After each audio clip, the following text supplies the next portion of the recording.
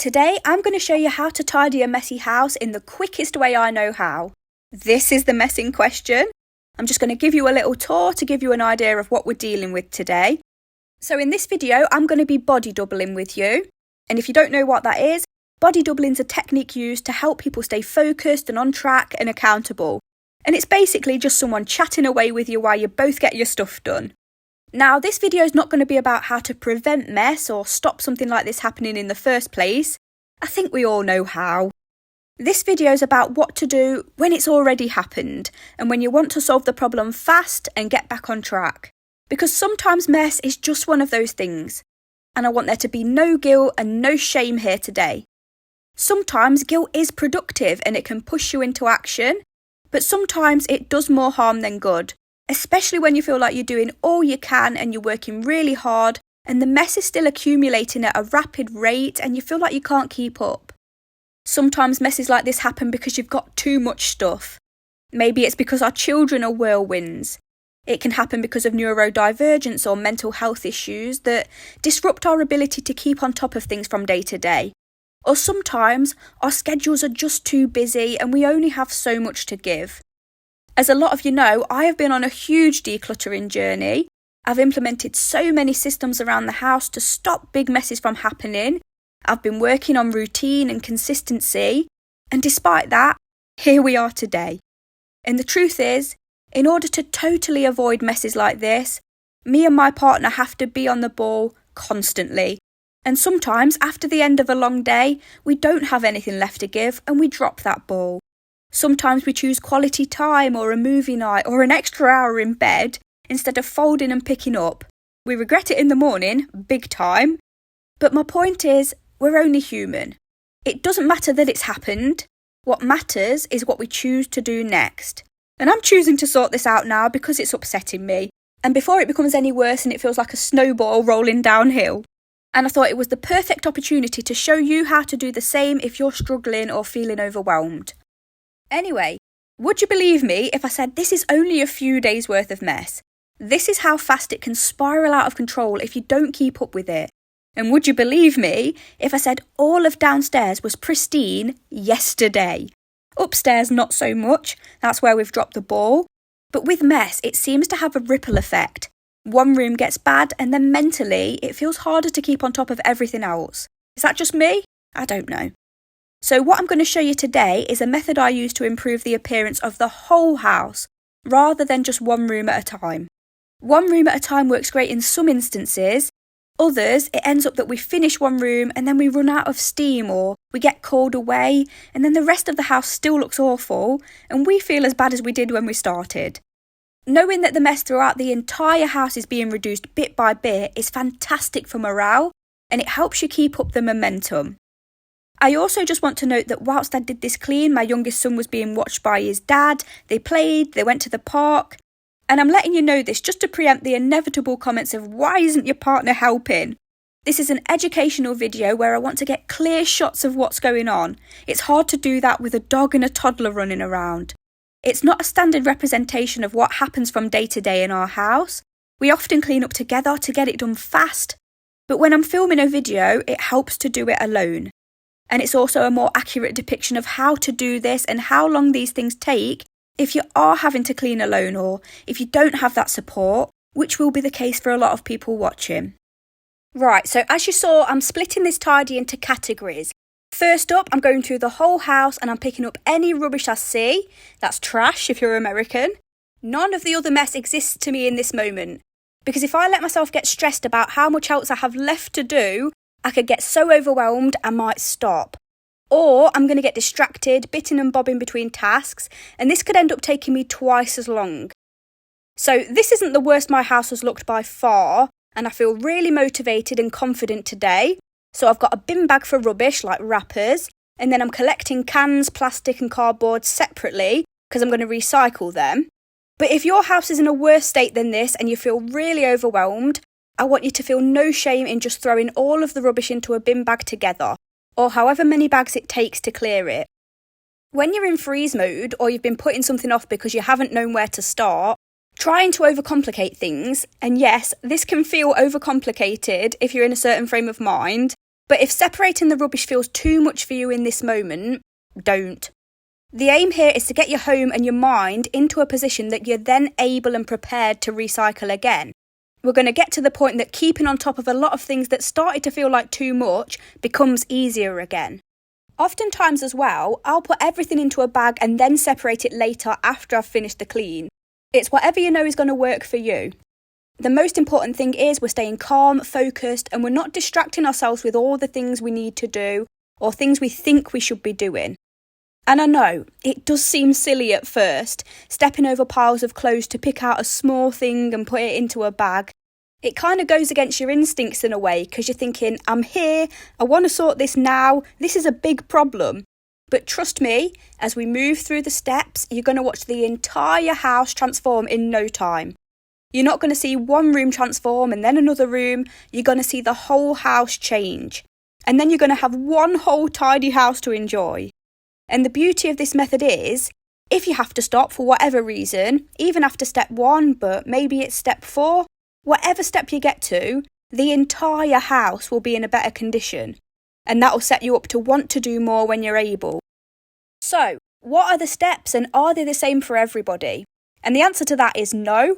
The number of steps and what the steps are will be individual to each person and how severe their particular situation is. But I'll explain my methodology, and then you can just kind of use your initiative as to what your steps are going to be. Or you can use mine as a blueprint and just do the same as me. If you'd prefer that and that helps, that's great. So I organise my steps in order of priority. What's the most important thing to clear or sort first? So no matter whether there's a lot of it or not, rubbish is always the first thing I sort. After I've picked up the rubbish, I always empty the kitchen bin and put in a new liner. It's a new start and it just makes you feel better. As you can see, the kitchen bin's almost overflowing, and this is one of the first signs that we're drained and struggling to keep up with the demands around the house. It starts to feel hard to make that effort to just empty the bin, take it outside and put a new liner in. And that sounds so silly, but those who get it will get it. And then my next step is usually what's taking up the most floor space and making the most mess visually. So for me today, it was clothes. So I'm going to sweep through the house, take all the clothes off the radiators.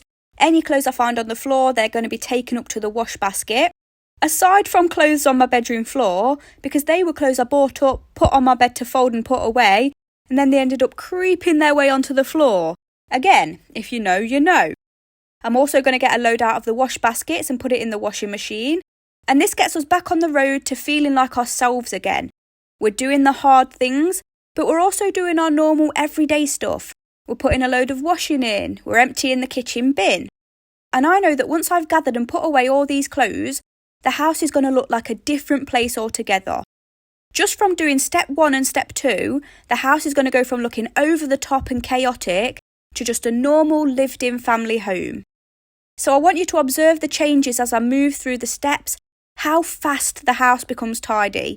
And I hope it really inspires you and shows you that you're capable of the same. Like I said earlier, something that really helps me is listening to someone talking in the background as I get stuff done. I like to steer clear of the telly though, because I'll often find myself sitting down and just watching it. But I do like to listen to motivational podcasts. I really love things about the law of assumption at the minute. Just helps me feel like I'm doing something productive for myself emotionally, whilst I'm getting the boring household chores done. I really struggle with the mentality that cleaning and tidying every day and folding, making my bed, that these things are all a waste of my time because I'm going to have to do it all again tomorrow. And there are all of these other more important things that I could be doing with my time. But this way, listening to these things almost feels like a form of self-care and enrichment. In fact, it's not almost, it is. Day to day, I don't listen to podcasts or these things that really uplift me and help my mental health because I don't feel like I have enough time in the day to. I'm too busy. This is why I don't often read as well these days, and I love reading. But by the time the kids have gone to bed and I've gotten everything I needed to get done, I'm too tired. And I've fallen asleep before I've even gotten to the bottom of the first page. But listening to it while I'm getting the daily chores done, chores that you can't really say I've not got time for, because these things have to be done, but it not only means I'm feeling more motivated to do the tasks, but dare I say it, I look forward to this time because I'm engaging in one of my forms of self-care at the same time. And I guess we could argue, gifting yourself with a tidy house is a form of self-care too. Because I think most of us thrive in a calmer environment, and we thrive with routine and consistency. And it's all about reframing the way we look at these boring household chores and what completing them actually does for us in the long term. Or if that reframing doesn't work, thinking about what's going to happen if we miss a day, and is that catch-up going to be worth it? Because 9 times out of 10 for me, it isn't. I know when I fall out of sync with my home, it usually means something's out of sync somewhere else in my life, and that needs to be addressed. Because ultimately, if I don't find the root cause, this is what I'm left with. I'm left with a mess that's becoming unmanageable, and I'm spending more of my precious time than I usually would do cleaning up. That's time that could be spent with my family, making memories, or working on my hobbies, resting, writing a bit of my book. When all of my time and energy is spent cleaning, and after it's done I have nothing left in me, emotionally or physically, to do anything else, the overpowering emotion at the end of the day is usually rage and resentment, and then guilt for feeling that way. So I usually try to avoid build-ups like this if at all possible. They used to happen very often, a lot worse than you see here, and it'd happen in cycles, and I'd do a huge clean-up and say never again. I'm never going to let this happen again. But I didn't have the knowledge or tools or wherewithal to stop it from continuously happening. And every time it did, I'd feel so demoralised because I'd promised myself it wouldn't happen again. Now, I don't make promises like that to myself because I think it's so harmful to your confidence and self-esteem to break a promise to yourself. And like I said, sometimes even despite everything I've learned and everything I've put into place, my executive dysfunction rules the roost and these things happen, and it's absolutely nothing to feel guilty about. And I'm building up a portfolio of videos to help you pull yourself out of situations like this. Anyway, so this bedroom isn't nearly as messy as you think it is, or it isn't actually hard to clean up, because the majority of this mess is my son's costumes. My eldest loves to dress up as different superheroes, monsters. He loves his costumes, and we keep them in a bag that attaches to the door. Problem is, every time he goes to find a costume, because it's quite high up, he unzips the bag at the bottom and all of the costumes pour out, and then he rummages through to find the one he wants, and this is the end result. We do need to go through these costumes together and try and reduce the amount because the bag's getting very full, but that's a job for another day. Now, look at how easy it is to actually clear up and the difference it's made to the entire room just gathering up the costumes. You can see that this room would have been made chaotic in just a few seconds as he was trying to find a costume to wear. A short space of time, but a massive impact, and a massive impact on our stress levels, because it looks way worse than it is. Add the way this room looks to the way all of the other rooms look, and it's a recipe for overwhelm. What happens when we're overwhelmed? We freeze, we get anxious and snappy, and we don't know where to start. And sometimes all we need is to make a plan and explain to ourselves that logically, this looks worse than it actually is, and it's going to take way less time than we thought. So we can either put it off and allow the mess or whatever task it is. It might be a project or making an appointment or filling out a form, but we can either allow it to build up and become this huge thing that takes up space in our heads and stresses us every day, or we can sort it out now and reap the rewards of accomplishment, relief and peace of mind. We don't deserve to feel stressed every day by the place that's meant to be our main source of comfort and respite. Anyway, because there were so many clothes to fold and put away, what I was doing was putting a pile on the bed, folding, putting that away, and then checking more rooms to clear more clothes, and coming back and repeating the process. Breaking it up into chunks makes it easier to face. I heard Rick Buller the other day. He's called Get Fit with Rick on YouTube, and he does these walking workouts that I love. But I heard him talk about productivity and the optimum amount of time a person can be productive without getting distracted and starting to waver, and that's meant to be about 25 minutes. I'm going to be honest, it's probably more like 15 minutes for me, so I like to try and break big tasks that are going to take longer than that up and move to something else to stop things feeling so monotonous. Boredom honestly feels painful for me sometimes, especially things like folding clothes or doing the pots. Ugh. So it's a great productivity trick if you're easily bored or distractible like me. That's limiting the amount of time you spend on one task and then moving on to something else. Another great trick is a little reward after completing a task or spending a certain amount of time on a task.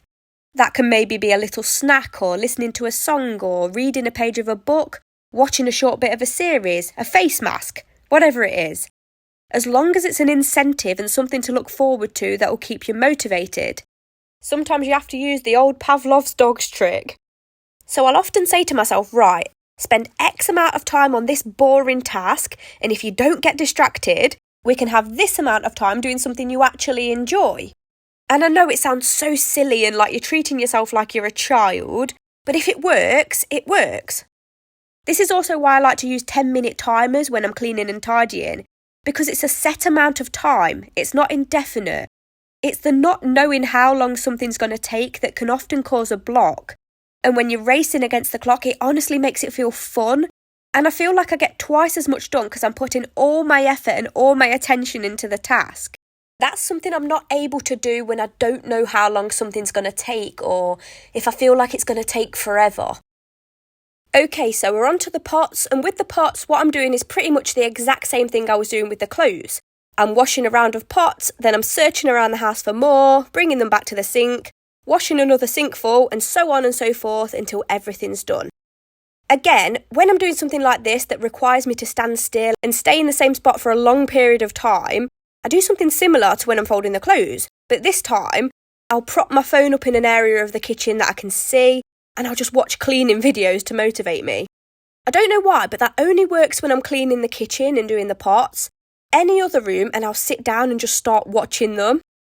Anyone that's been watching for a long time will know that the amount of pots scattered around the house in this video is nothing compared to what it used to be. For one, we've drastically reduced the amount of occasions we eat upstairs. We still take drinks up, of course, but part and parcel of me really trying to get a handle on my life this year was stopping the late night snacks. Because I wasn't actually hungry, I was just eating for the sake of eating because I associated getting into bed with late night snacks. And I wanted to prove to myself that I have willpower and my world won't crumble around me if I cut this behaviour out. Because remember what I was saying about building confidence and trusting yourself? One of the things I've been trying to work on is not eating when I'm bored or eating to fill a gap or for every occasion. When I'm watching a programme or movie or going out to run errands, I don't always have to get food at the same time. I don't have to associate food with every single activity. And deciding to do this is actually keeping the house tidier, not just because we don't take food upstairs often, but because I'm working on habits and sticking to what I've set out to do. And I know it was messy today, but again, it's nothing like it used to be, and I still count that as progress. Before this year, food and wrappers and cans would be absolutely piled up on my bedside table and the top of the cupboard and the windowsill and spilled over onto the floor. I'd get a burst of motivation to do something about it, and I'd stack things next to the top of the stairs because I'd promised myself I'd take it down with me next time, and I just never did. And it was that over and over again. So even though the house might look horrendous to some people now, it's been a lot worse. And to others, it won't look too bad at all, because we're all at different stages and coping differently. And progress when it comes to keeping on top of the house and improving your situation has its ups and downs. It's not always a straight line upwards. And it's important to remember that when you're in one of life's dips, not to let it defeat you and not to lose trust in yourself because you're still on the right path.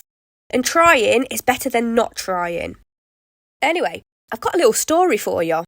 So me and Charlie went to the spa the other day. It was for his birthday and Christmas combined. His birthday's actually in February, but we've only just been able to get a day where we're both off work and we can get childcare. But I organised it all, I paid for it, it was a treat for Charlie. So we're sat at dinner, and dinner comes with the package that I bought, but if you want to get any extra drinks or sides, they'll charge it to your room, and they'll bring over a little receipt for you to sign, and then you pay for everything when you're about to leave. Tell me why, every time, the receipt was handed over to Charlie to sign. The only time that wasn't the case was when the waitress was a lady. And then at the end, when I was settling the final bill, Charlie's name was on the top of it and my name was nowhere to be found. And I booked and paid for it. Charlie was not involved in any of that. I mean, you don't really need to tell me why, but I've never experienced something so blatant before. And I've worked really hard to get to a point where I'm able to treat the person I love. I know there are worse things in life, but it was just interesting to observe people's unconscious assumptions and biases. It was just automatically assumed that Charlie was paying for everything. Anyway, I've done a little vlog of the spa trip that I'll post as a short soon. It was really lovely and very much needed. And I just need to say that everybody was so lovely at the spa, really kind, and there was no malicious intent behind it.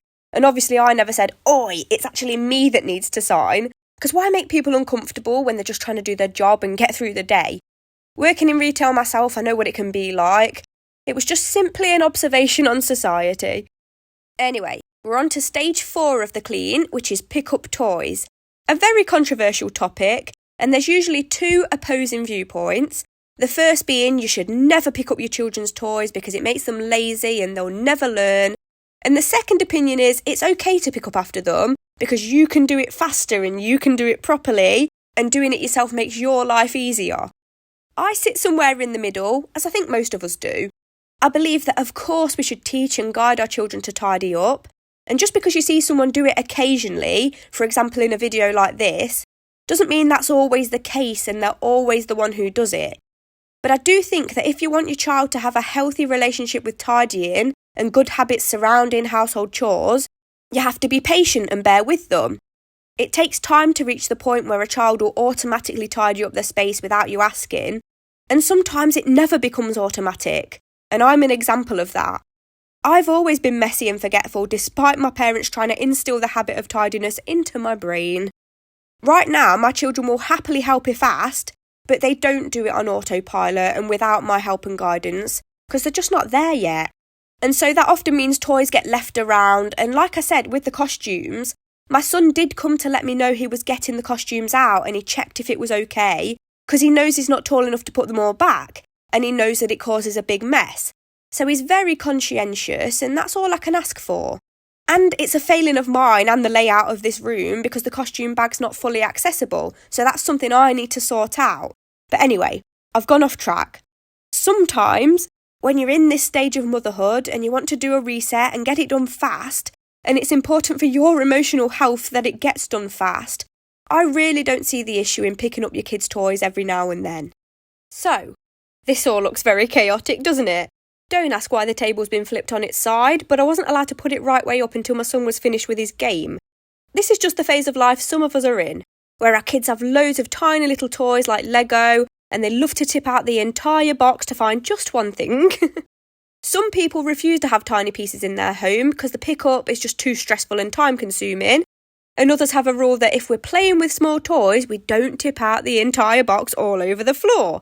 Both very valid and sensible parenting choices, and absolutely good for you if your preschooler actually listens when you say don't tip the box all over the floor, please, because mine doesn't take the blindest bit of notice and just does it anyway. I always say to him when I'm bringing the box downstairs, can we please not tip it all out? And he agrees, and then I walk into the kitchen and I hear that all too familiar sound and it's all over the floor. But at the end of the day, I'm happy he's building, he's creating, and he's doing what a 3-year-old's supposed to be doing. Learning through play. It's not his job to worry about the aftermath right now. My eldest, he's almost 9 now. Goodness, how on earth do I have an almost 9-year-old? It literally seems like yesterday he was born.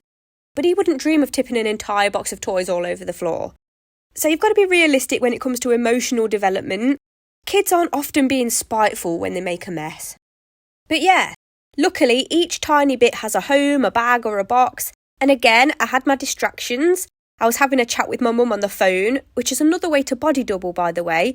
Chat to someone on the phone while you're both cleaning. It makes the time absolutely fly by. And then after that, I did what I normally do, which is have something on in the background, lifting my mood or teaching me something as I get stuff done.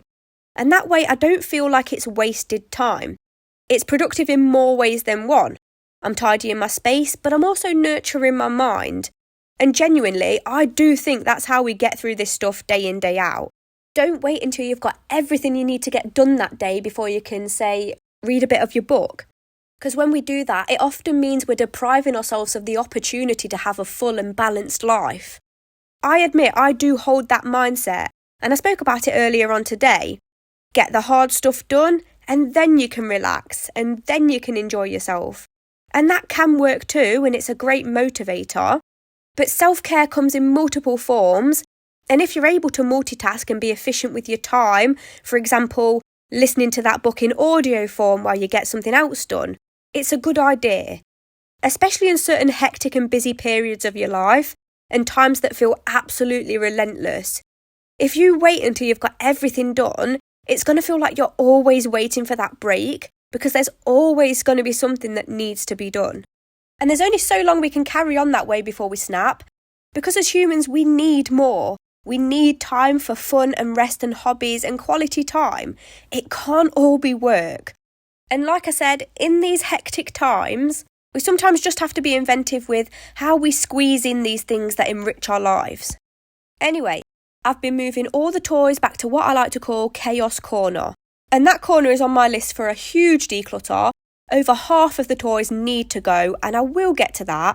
The toy box is always overflowing, there's no order to it, it's always messy, it's just ridiculous. I'm halfway through a decluttering series if anyone needs some motivation in that area. It's in a playlist called Decluttering 2025, but I've tackled some really overwhelming declutters under the stairs, in the boys' room, or overflowing laundry baskets, and it really has made life so much easier.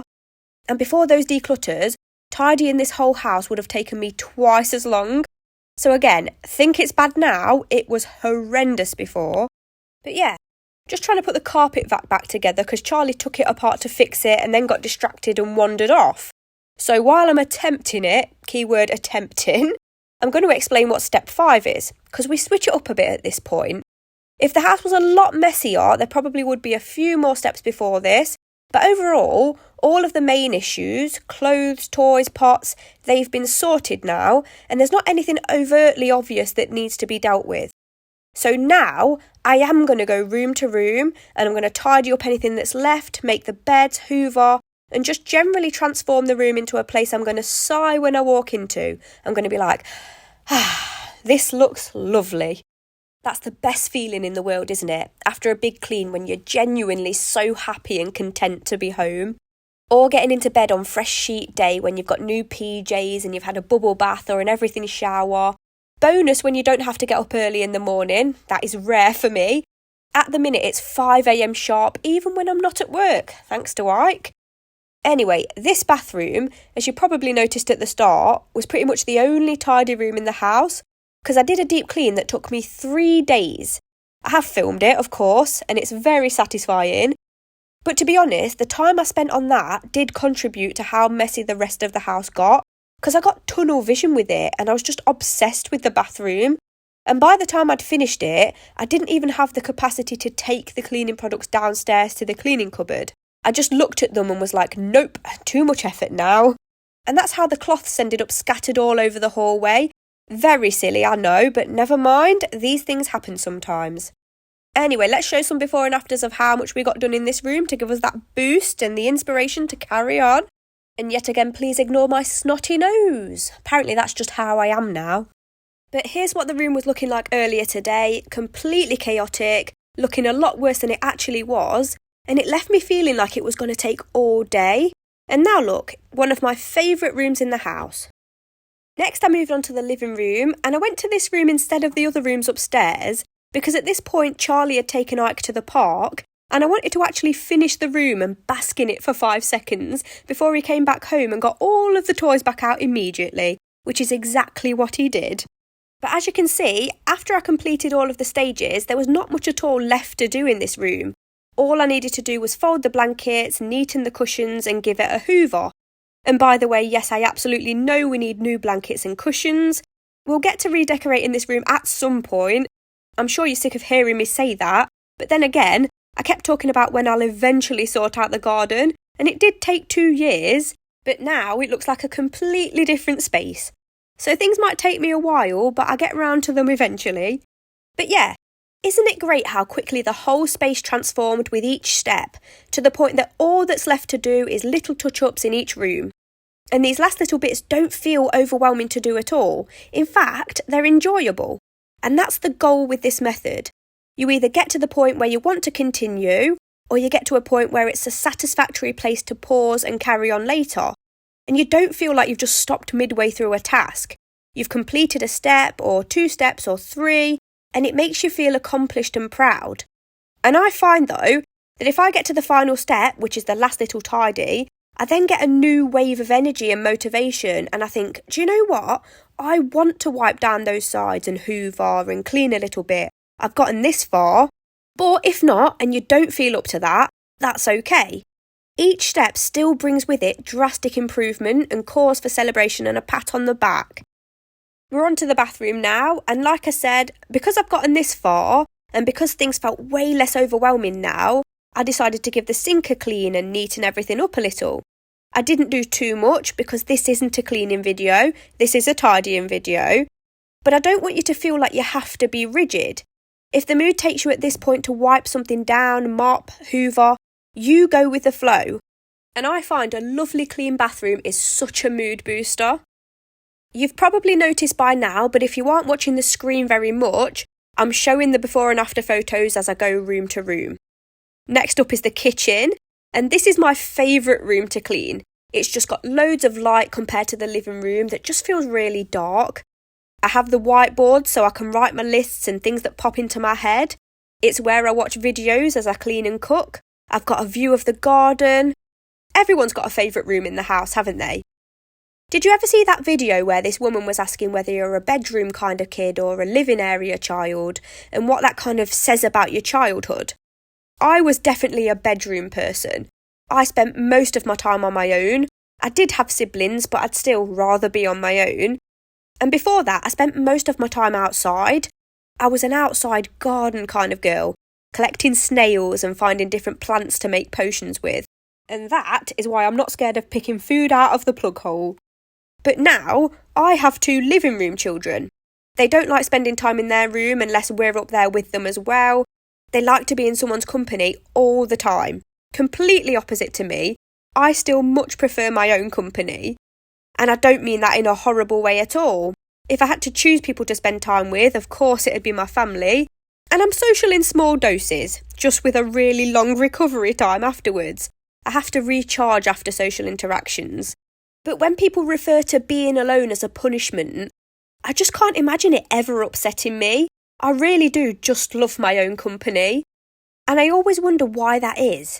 Is it a personality thing, a nurture thing? It's very fascinating. And I don't know how I even got onto that topic. Oh, I was talking about my favourite room, wasn't it? Anyway, I'm a kitchen person now, and I wonder whether that will change when we get our forever home. One thing I definitely always want in a home is lots of natural light. I'd love a conservatory or those big glass doors that open up from the kitchen or the living room straight into the garden. One of my favourite things to do is browse houses for sale in my area and imagine how I'd decorate them and what I'd plant in the garden. That's something my dad taught me to do when I was a teen, because he introduced me to the law of attraction and the power of our thoughts and all of that. That's where my love of self-help and personal growth came from, because I was a pretty miserable teenager. But I'd read Eckhart Tolle and Louise Hay. My mum also had so many self-help books, and she listened to tapes from Paul McKenna. He's a behavioural scientist that helped people move away from unhealthy thought patterns and habits. And yeah, I watched loads of interviews with all different kinds of successful people, comedians, athletes. And since then, I've always tried to go by, if you want to do or have something in life, imagine yourself doing it or having it and how you'd feel in all the different scenarios involved. And at the same time, always try to be grateful for what you do have and remember how much you wished for the things you have now. And honestly, as much as I can whinge sometimes, I am absolutely in love with my little life. And I can't believe so many of you found and enjoy this channel. And I put it down to that. Just someone introducing me to the power of a shift in perspective at such a young age. And I really hope I'm able to continue to help you and share my experiences on this particular subject, because it really does mean so much to me. And I know how hard and how guilt-inducing the topic of cleaning and keeping on top of the home can be for so many people. One of the hardest parts about it for a lot of us is the fact that mess can happen so quickly. It's something that we have to kind of prevent every day. As a mum, but this was the case for me before I even became a parent, but I can spend so much time each day tidying and then blink and it looks like I've done nothing for a week. This is the kind of stuff that can grind you down. This day in, day out, not being able to take a break from it. And obviously, like I said, there are certain things we can do to minimise this, like reducing the amount of stuff we own and trying to stick to certain habits and schedules that help us keep on top of things so that it doesn't become overwhelming. But even so, these are still things we have to keep up with every day. And if we're being realistic, most of us, we're not going to feel up to it every day. Our moods and energy levels fluctuate and life happens. But someone in the comments mentioned something the other day and I just thought it was genius and I had to share. She said, try to do something that can't be undone in a day.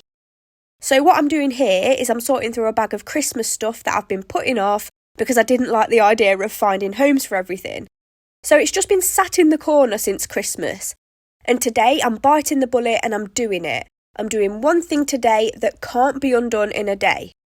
And of course, it was nowhere near as time consuming as I thought it was going to be. It actually turned out that loads of our clothes had just ended up in the bag as well. So I just had to put them away. But back to what I was saying about doing one thing that can't be undone in a day.